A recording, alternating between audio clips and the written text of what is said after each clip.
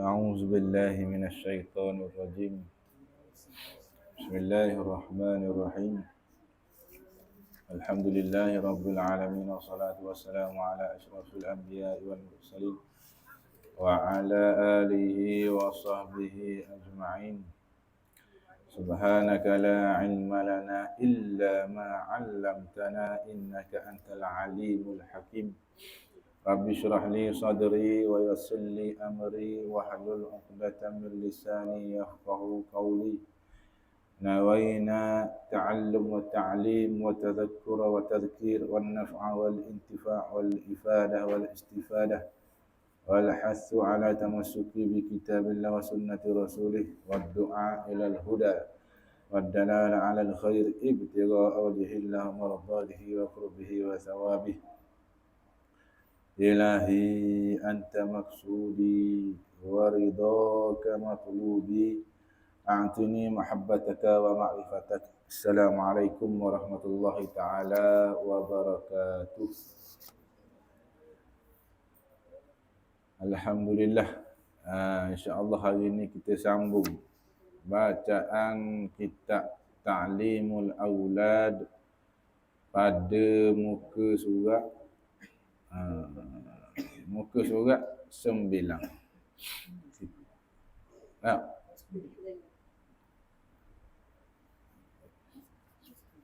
Puluh.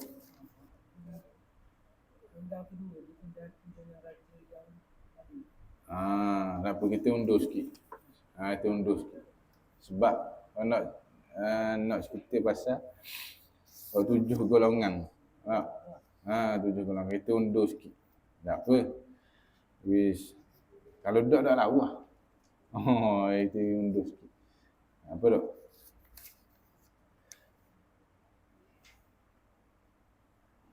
Kita sebut semula daripada 7 golongan tu. Laju-laju. Baru kita pergi ke sarah belakang dia.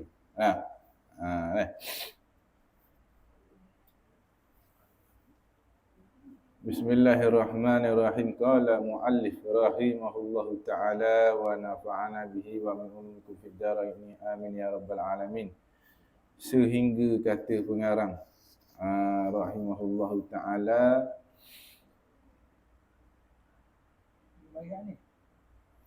ni dekat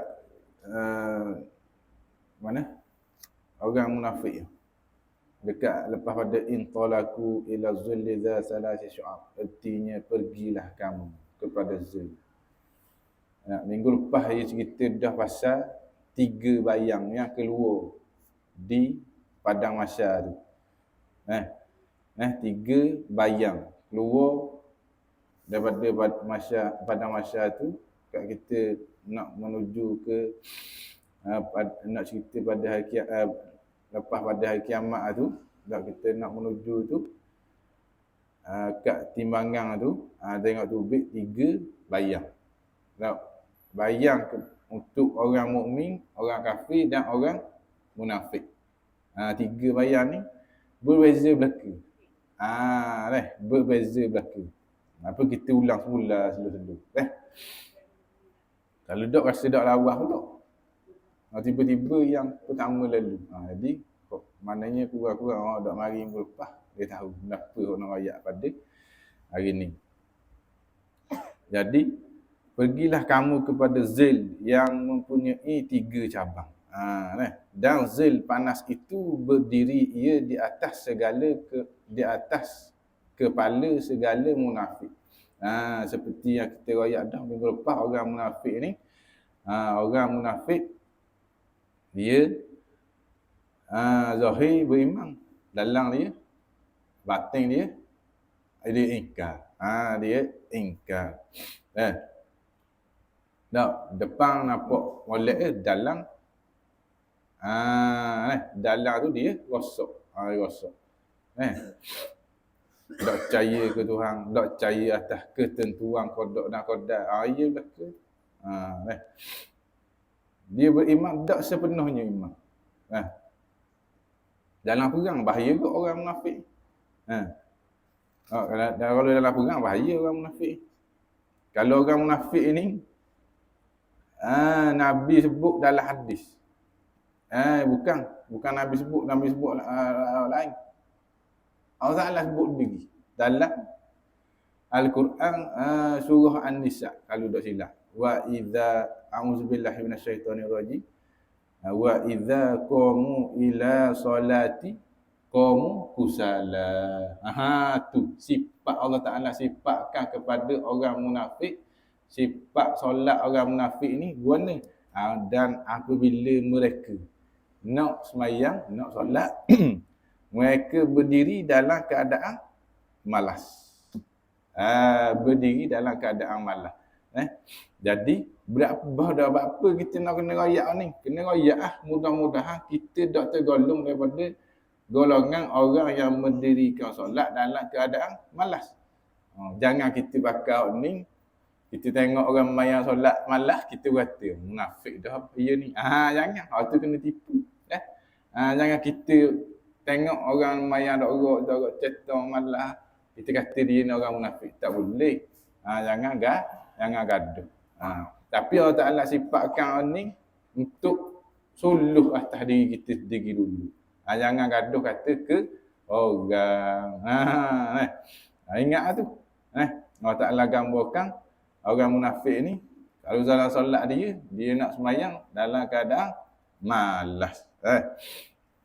Dan orang munafik juga digambarkan oleh Nabi Muhammad sallallahu alaihi wasallam dalam sebuah hadis. Dalam sebuah hadis nak menunjukkan, nak membezakan orang tu, nak menggambarkan seseorang tu munafik ke tak. Macam mana? Dia letak dalam seseorang itu melaksanakan solat subuh dan solat isyak. Dah. Kalau salah tolong betul dah. Inna athqalas salati 'alal munafiqin. Ni kok Nabi sebut. Salatul isya'il akhirah wa salatul fajri walau ya'lamuna ma fihima la tauhuma walau habwa. Tu.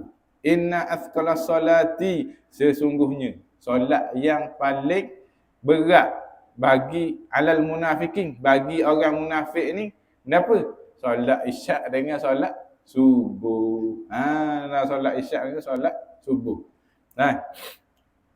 Wa salatul fajri walau ya'lamuna ma fihima, jikalau sekiranya kalau mereka tahu pahala yang terdapat pada kedua-duanya, pada kedua-dua solat tu, waktu subuh dengan waktu isyak, nescaya la tauhuma walau habwa, mereka akan mendatangi dua solat tu walaupun dalam keadaan merangkak sekalipun.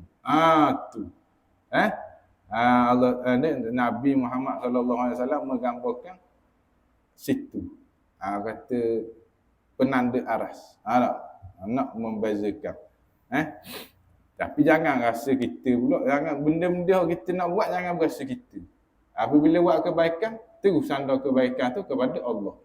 Dan bila kita tengok orang tak buat mayang subuh, mayang isyak, jangan berasa diri kita baik lebih pada diri, jangan.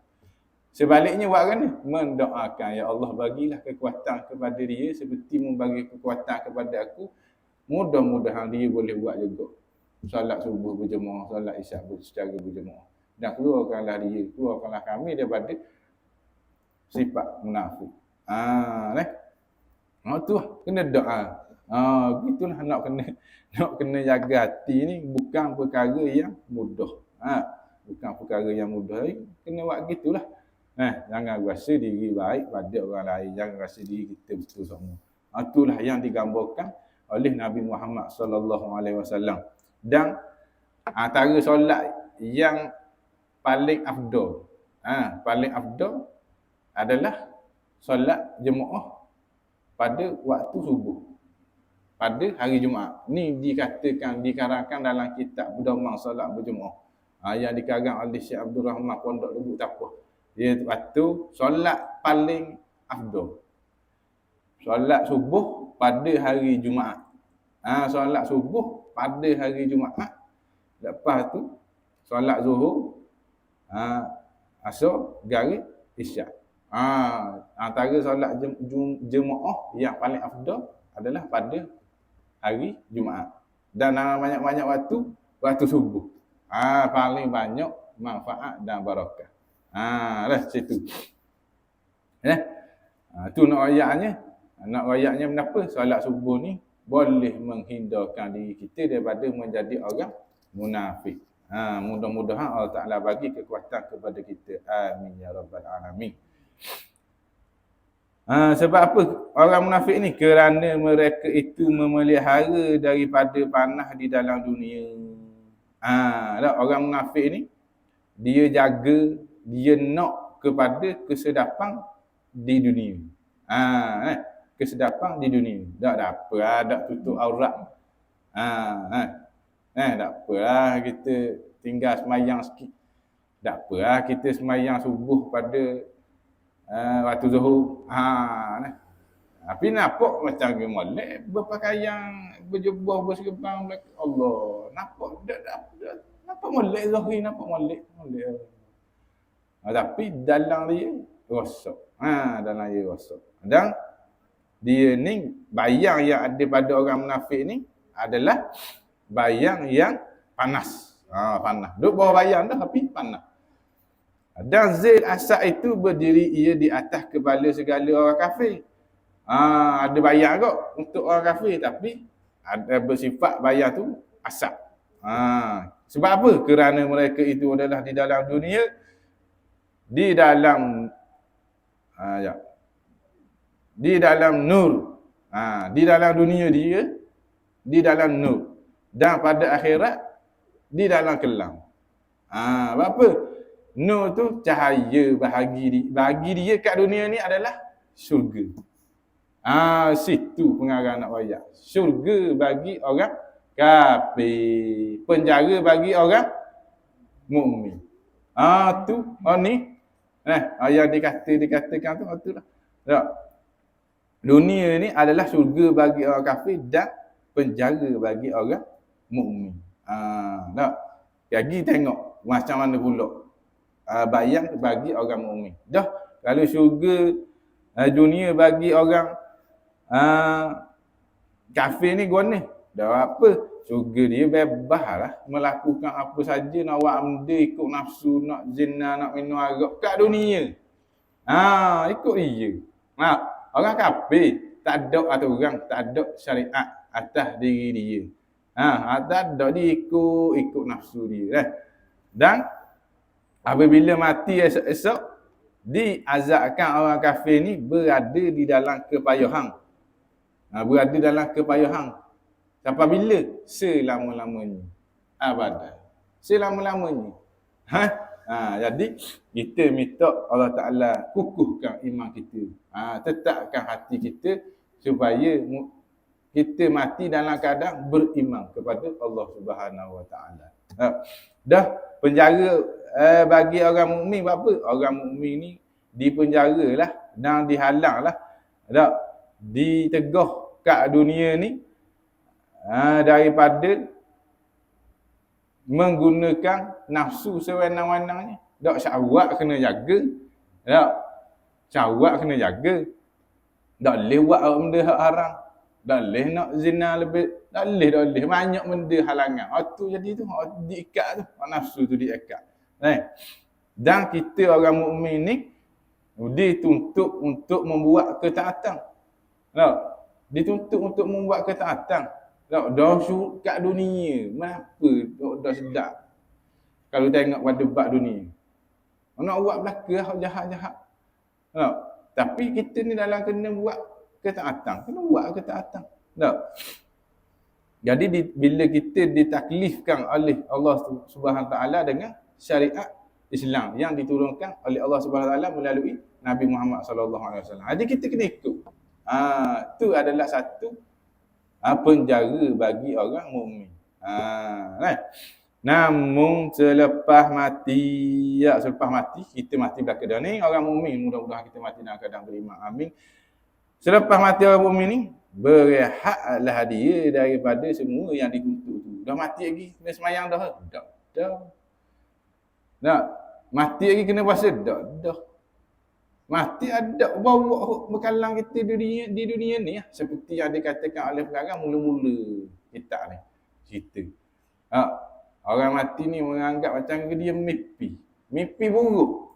Rupa-rupanya dia sedar tu betul aku mati dah. Situ dah lewat benda dah, duduk dalam kubur.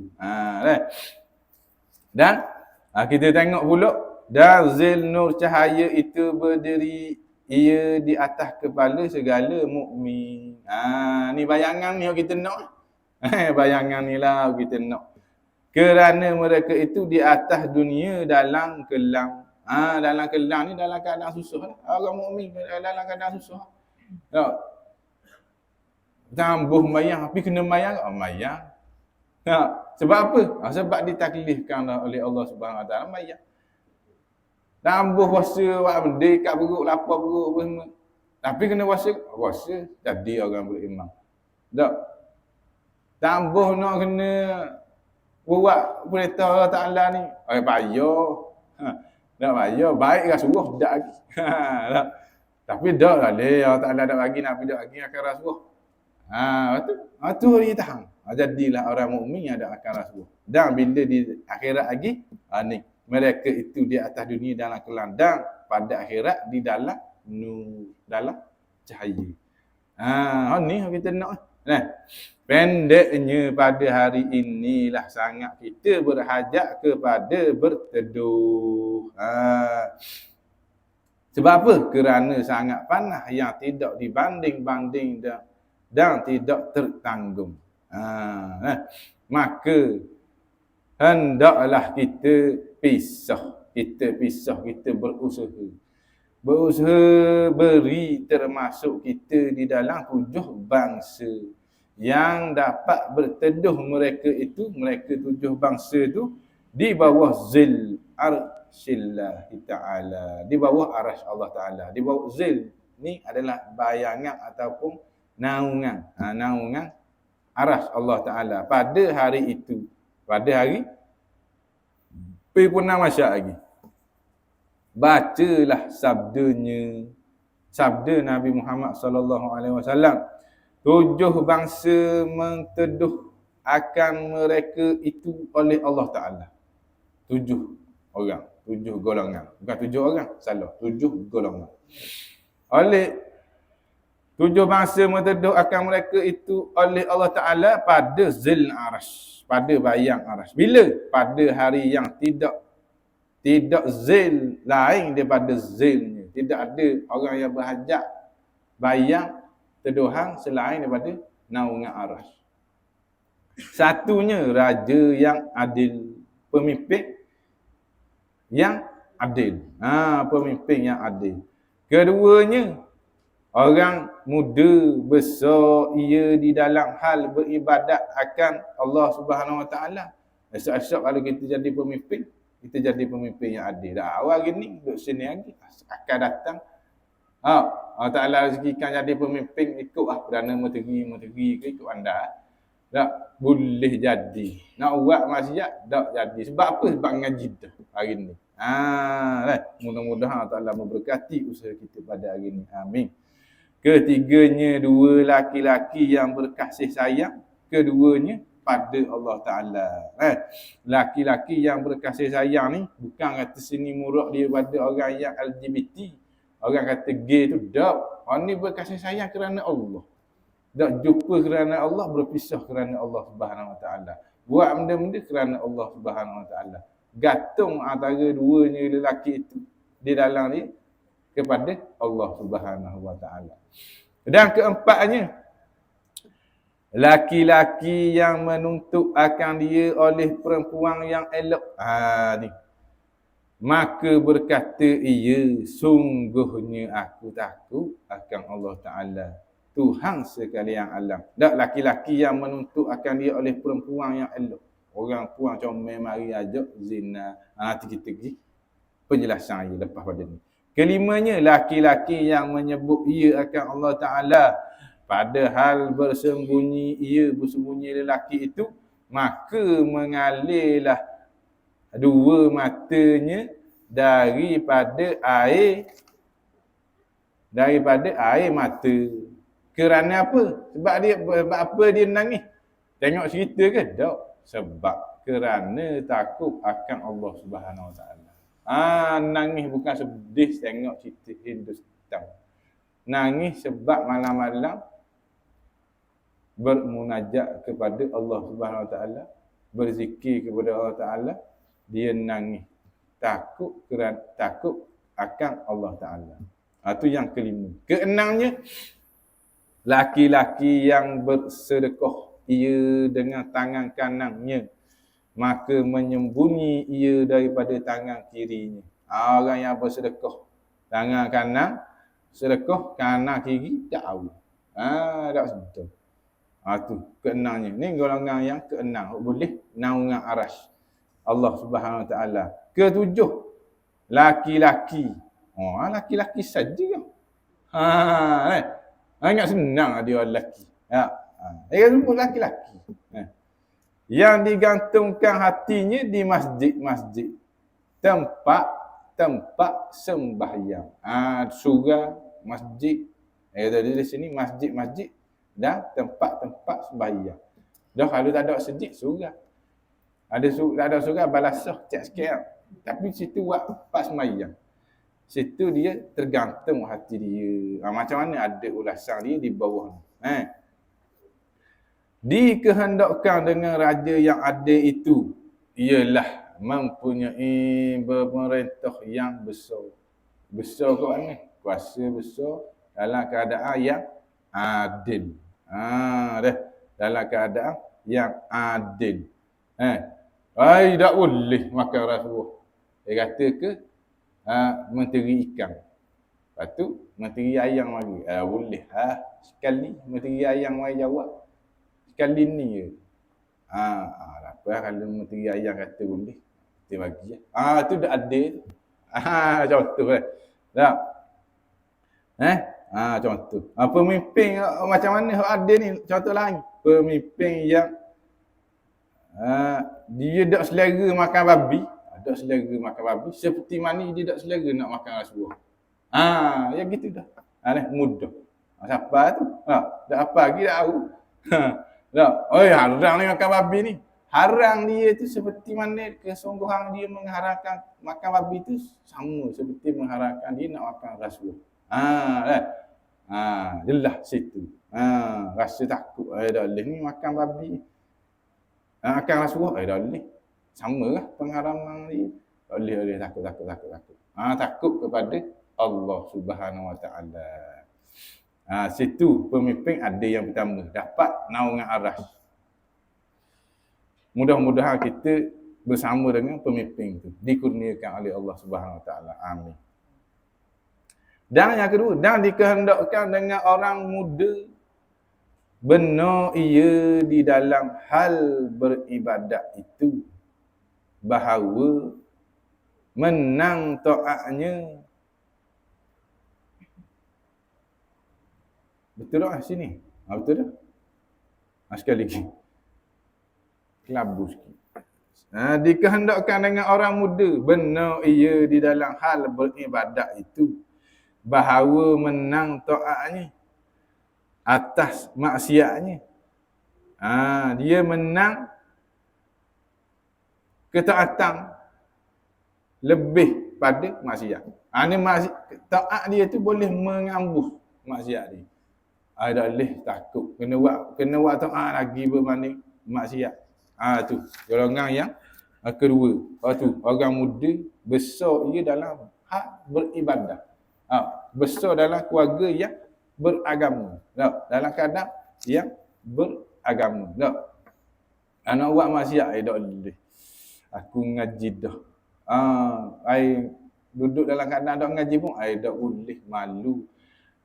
Mak ayah aku ni orang yang dikenali dengan orang yang beragama. Dokkan aku ni nak buat benda yang agama larang. Dia duduk situ tu. Menang taat lagi berbanding maksiat. Jadi mandu duduk situ. Itu kelebihan duduk dalam di kalangan orang yang beragama sejak daripada kecil sampai ke besar. Ni dapat naungan aras. Dan dikehendakkan dengan dua laki-laki yang berkasih sayang. Kerana Allah Ta'ala itu kasih keduanya pada hakikat keduanya. Hakikat kasih ni pada siapa dia? Kepada Allah Subhanahu Wa Ta'ala. Hakikat kecintaan semuanya milik Allah. Hakikat pujian semua milik Allah. Hakikat kecantikan semua milik Allah. Dah kita rayak bini kita comel. Comel atas pandangan kita ni. Hakikat ni siapa dia buat comel ke bini kita? Allah. Kita kata tu laki kita ni baiknya. Allah cakap lemah lembut. Dok serengeng, dok jeko. Cakap dengan anak baik je, alhamdulillah. Ya Allah. Tu hakikat kecintaan, hakikat pujian kepada Allah. Tu. Ayatnya dua ni bertemu dan berpisah kerana Allah. Tak berkasih antara kedua lelaki ni kerana Allah. Tu dua lelaki ni dapat naungan aras oleh Allah Subhanahu Wa Taala pada hari kiamat lagi. Ada lagi. Dan dikehendakkan dengan laki-laki yang menuntutkan dia oleh perempuan. Kalau kat kitab Jawi tu ditulis alif lam kha. Betul ke? Ditulis. Betul? Lepas pada perempuan tu ditulis alif lam kha. Tu. Alif perempuan. Tu ditulis alif lam kha. Alif lam kha tu ila akhir. Dia tak tulis mula ni hak belakang ni. Dia tulis jangan kata dia salah tulis dedak. Dia memang gitu. Laki-laki yang menuntutkan dia oleh perempuan. Tak menuntut kenapa? Menuntut akan berzina dengan dia. Orang lelaki. Tak puan mari ajak berzina. Ajak berzina. Masa tu orang lelaki tu dengan orang puan tu. Tak ada orang tengok. Sama-sama. Situ siapa dia ada? Tak ada siapa-siapa. Tak ada orang lain lah, tak ada. Dia dua orang. Lepas tu orang lelaki tu kata, sesungguhnya aku takut kepada Allah Ta'ala. Dan dia menolak zina orang puan tu. Kalau orang lelaki tu dapat naungan aras oleh Allah Subhanahu Wa Taala. Dah di zina. Ikutlah dalam keadaan warna pun apa tu menggoda, dah jadi zina. Dah kalau kita tanyalah imam kita sendiri. Mudah-mudahan Allah Taala pelihara. Dan Allah Taala jaga kita daripada ujian itu. Jangan mitok dan jangan cakap besar. Sesekali jangan cakap besar. Tak apa. Itu ada bini dah kan? Tak cakap. Tak kena lagi. Jangan sedap cakap. Allah Ta'ala ujimu. Masa tu baru tahu. Kecil berasa tiba-tiba. Besar berasa tiba-tiba. Apa ni? Masa tu nak jadi lelaki yang mendapat naungan arah ke? Nak menjadi lelaki yang berzina ketika itu. Tu pilihan. Sebab apa? Situ lelaki ada apa ada? Selagi Allah Subhanahu Wa Taala. Ada nilai ketakwaan tu. Nilai ketakwaan tu dinilai ketika tu. Pernah dengar kisah ulama besar. Ulama besar yang terkenal. Nama dia Syekh Abu Bakar Al-Miski. Al-Miski. Pernah dengar kisah tu? Ni ada kaitan dengan ni. Ada kaitan. Nak nampak macam nak senggup dah. Kita beri kisah sikit. Dahu. Kisah dia. Syekh Abu Bakar Al-Miski ni seorang ulama yang besar. Dia ni Ahli fatwa memberi penjelasan bab-bab hukum agama lah. Tak? Boleh jadi juga dia ni ulama yang terkenal ketika tu, dan ketika tu Allah Ta'ala uji dia dengan seorang perempuan. Macam mana? Pada satu hari dia lalu di sebuah rumah, dia dengar orang perempuan jerit panggil tolong, tolong, tolong. Dia pun tak boleh ni, kena pergi tengok lah. Nak? Dia boleh kena pergi tengok lah, nak tolong apa. Masuklah dalam rumah tu. Dia kata, orang puan tu kata adalah bersa. Dia pun mari tengok nak pergi selidik. Masuk je dalam rumah. Mak, orang puan tu kunci pintu. Lah, lesah. Sudah dah lah. Dia kena tipu oleh orang puan tu. Tak? Orang puan tu comel. Memang comel. Comel. Orang puan tu comel. Tak? Lepas tu, orang puan ni pun kata, dah sebab apa Syekh Abu Bakar Al-Miskin ni pun kata, sebab apa buat gini? Selama ni duduk sarah, gimari cerita pasal bab agama gini. Hari ni aku nak zina dengan aku. Kalau tak, mudah tu bik daripada rumah ni. Lepas tu dah, kalau mu lari, aku jerit, aku nepik. Aku nepik, semua orang akan dengar dan orang akan kata buruk padamu. Sebab apa mu mari masuk rumah aku?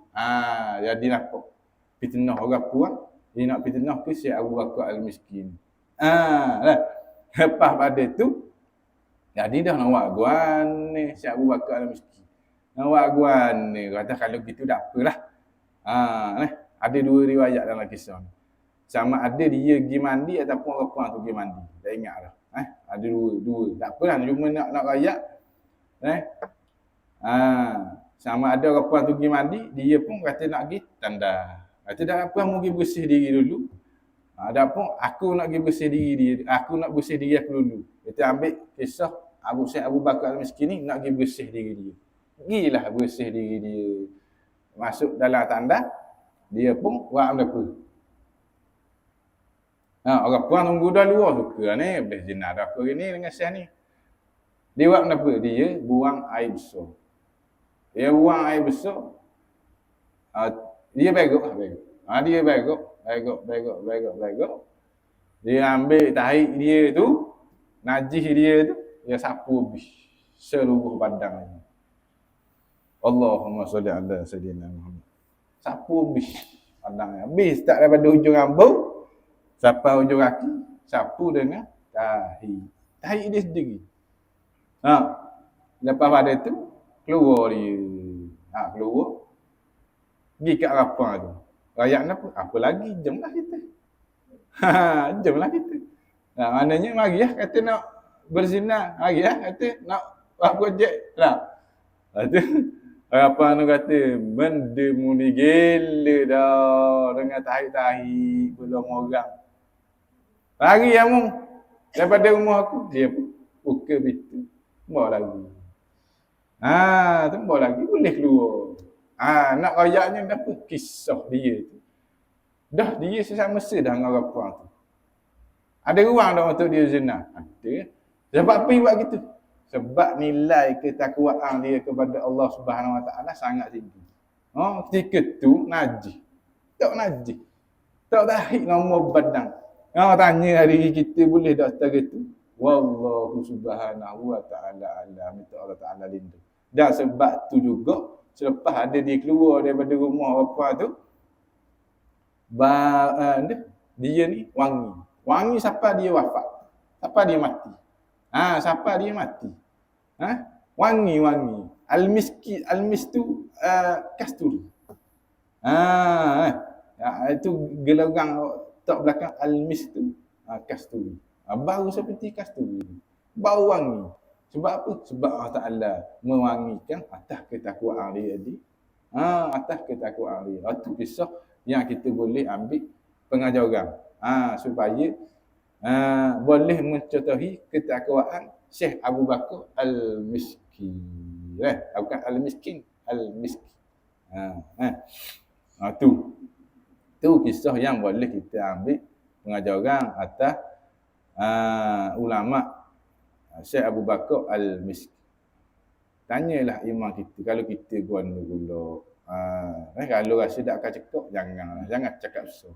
Jangan cakap besar. Na'udzubillah min zalik.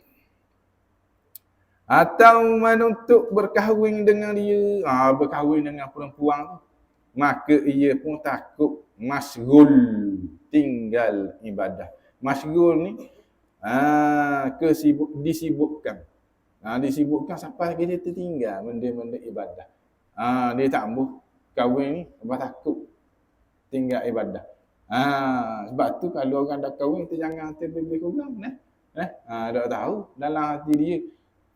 Kalau rasa dia mudah kahwin gitu. Doa lah, mudah-mudahan Allah Taala memberi rezeki jodoh kepadamu. Jika baik atas jodoh ni Allah Taala bagi.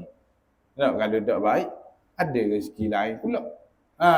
Dia tak kahwin, rezeki dia beribadah kepada Allah Taala lebih. Tak tahu. Dan orang ni dapat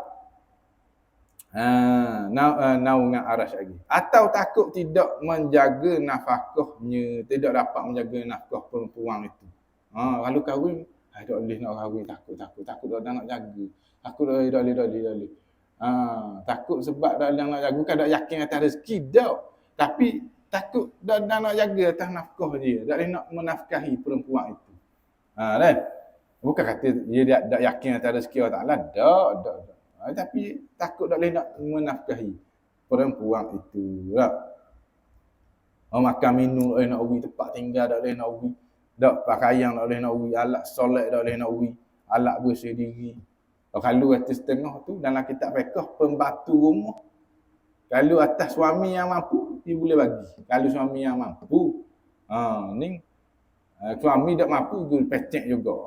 Ambil bibik lah seorang, buat kita macam bibik ingat. Jangan gitu, orang pun jangan gaduh. Jangan gaduh gitu. Buat dengan rasa kepatuhan dan ketaatan. Nabi kata kalau ada makhluk yang boleh aku bagi sembah, nescaya aku suruh sembah suamimu. Tu. Sebab apa? Nak besarnya ketaatan seorang isteri kepada suami. Sebab tu bila isteri yang taat, Allah Ta'ala kata, Nabi kata ni, pilih syurga pintu mana mu nak masuk. Silakan. Besar ni. Besar nak kata taat kepada suami.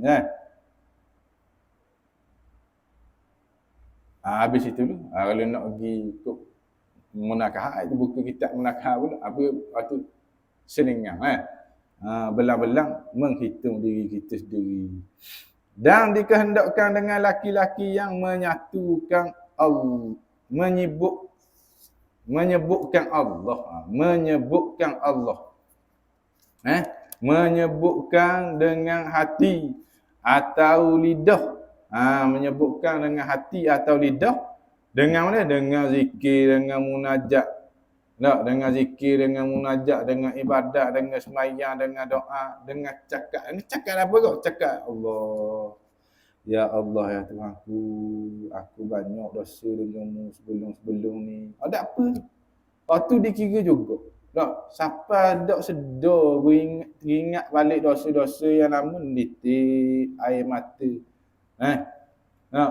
Ya Allah, banyaknya dosa aku dengan suami aku. Ampunilah dosa suami aku. Ampunilah dosa-dosa aku, ya Allah. Berilah kekuatan kepada aku untuk mentaati suami aku. Sedihnya banyak dosa aku, apa aku lagi gini. Berilah kekuatan kepada aku untuk aku minta maaf atas segala dosa-dosa aku. Itu. Ya Allah, anak aku dok dengar kata mana. Janganlah kau beri keburukan yang ada pada diri aku ni juga bagi kepada anak aku. Gitu. Dia munajat. Doa kita minta doa supaya Allah Ta'ala tak bagi keburukan yang ada pada diri kita ni ada juga kepada anak kita. Munajat kita boleh melahirkan rasa sayang kepada anak. Tu salah satu tanda kita sayangkan anak kita. Teroyak aja, Allah aku ni malas sembahyang, ya Allah janganlah bagi sifat kemalasan sembahyang ni kepada anak aku. Munajat kepada Allah Subhanahu Wa Taala. Maka atas kesedihan-kesedihan tu, dengan mengingati Allah Taala, dia pun mengalir air mata nangis sebab takut kepada Allah Subhanahu Wa Taala, dan dia dimasukkan dan dia mendapat naungan arah pada hari akhirat lagi. Kerana sayu hati dan sangat takut kepada Allah dan bertambah rindu. Dan bertambah rindu atas muhasabah diri kepada Allah Subhanahu Wa Taala. Dan tu habis sikit lagi, tak apa. Sebab benda ni sedap ni. Sebab kena kita kena hati kita, jangan kita kata sedap nak bagi kat orang, tak. Kena hak kita dulu, Dan dikehendakkan dengan laki-laki yang bersedekah. Sedekah sunat. Sedekah tu sunat. Kerana ialah yang disuruh menyembunyi bersalahan yang wajib. Tu. Afdal dizahirkan dan dikehendakkan dengan tangan kanan kiri itu. Jika difardukan yang kiri itu, orang nescaya tidak mengetahui ia akan yang tangan kanan kerja itu. Yang tangan kanan buat, tangan kiri tak tahu. Ni ayat ikhlas hanya nilai sedekahmu. Kerana apa? Kerana sangat tersembunyi. Sedekah antara amalan yang kita nak bawa di padang mahsyar. Dan bila kita sedekah secara molek, mendapat pula naungan arah. Mendapat naungan arah. Ikutlah dengan cara mana pun kita pun sedekah, hatta doa sekalipun. Kita tengok kawan kita tu susah, piti kita dah nak bagi. Masa nak luang nak cakap dengan dia, dah nak cakap. Kita bersedekah dengan berdoa, ya Allah ya Tuhan. Tiap-tiap hari bila kita ingat ke dia, Allah, pemudahkanlah segala urusan dia. Pemudahkanlah segala kesulitan yang memberi pada dia. Berilah kekuatan kepada dia. Dengan berkat doa ni, bagilah kesembuhan kepada dia. Ikut.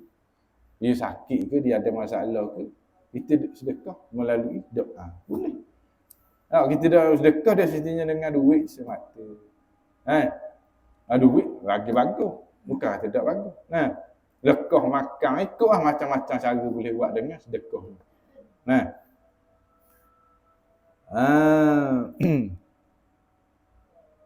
Dan dikehendakkan, yang terakhir dah, dikehendakkan dengan laki-laki yang digantungkan hatinya di masjid itu kinayah. Kinayah ni adalah istilah penggunaan bahasa Arab dalam ilmu balaghah. Kinayah ni macam ke orang Melayu pakai kinayah, tak bang? Dia macam ke kata pinjaman, kiasan. Kiasan. Ya kiasan. Tak. Dan siring-siring. Siring-siring ni macam ke sipi-sipi. Nak kata kiasan daripada bernanti-nanti dan mengitai-ngitai waktu sembahyang. Nak kata apa?